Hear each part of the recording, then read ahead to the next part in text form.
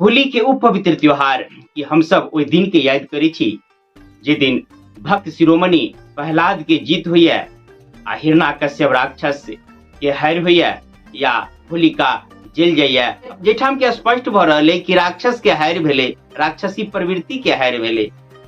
तो कत से उचित हुई कि होली राक्षसी प्रवृत्ति के द्वारा मनायल जाक चाहिए।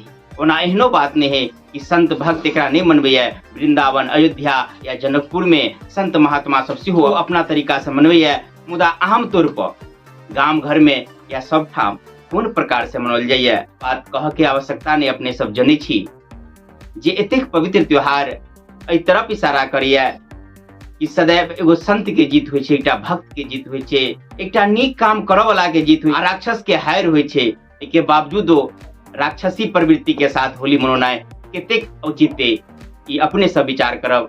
आ हम तो यह कहब कि अगर अहाँ के रंग आ अबीर लगौला से केकरो मन प्रसन्न हुए है तब अहाँ रंग अबीर लगाओ। अगर अहाँ के रंग अबीर लगौला से वो दुखी हुए है तो अहाँ के रंग आ अबीर लगौनाइ के कोनो उचित नहीं बनिए। अहाँ केकरो दुखी क त्योहार कोन प्रकार से मना सके छी।